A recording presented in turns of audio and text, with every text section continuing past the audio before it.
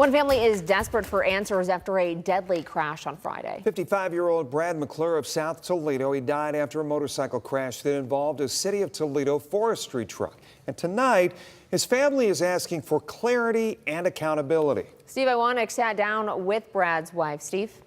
So Wendy Dodge McClure was getting ready to celebrate her and Brad's 28th wedding anniversary this coming Saturday. Now she spent the last 3 days grieving and demanding answers. Answers she says she wants to come sooner.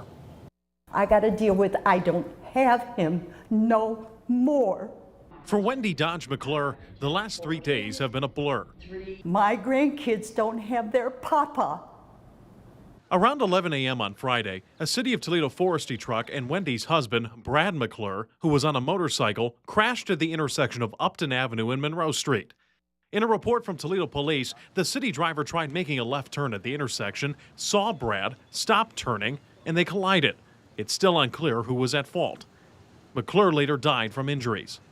Since then, Wendy says she's been desperate for answers from police. Just no communication all weekend. I'm like fighting to find out. And the only news I'm getting is what's on 11 News. She says she found out Brad was in the crash after getting an alert on her phone. She claims police did not reach out and tell her about Brad's death until Monday. We asked Toledo police for an update tonight. They told us the case is still under investigation. In the meantime, Wendy is remembering her husband for the kind of man he was, especially in the wintertime.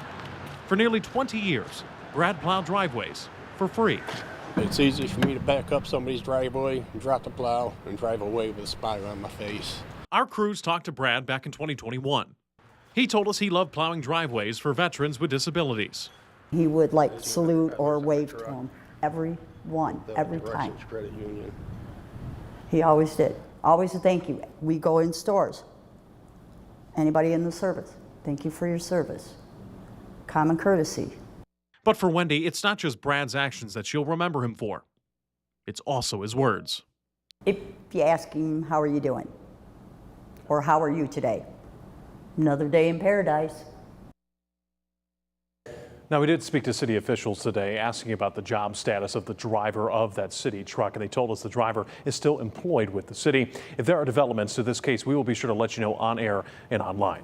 In the newsroom, Steve Iwanek, WTOL 11.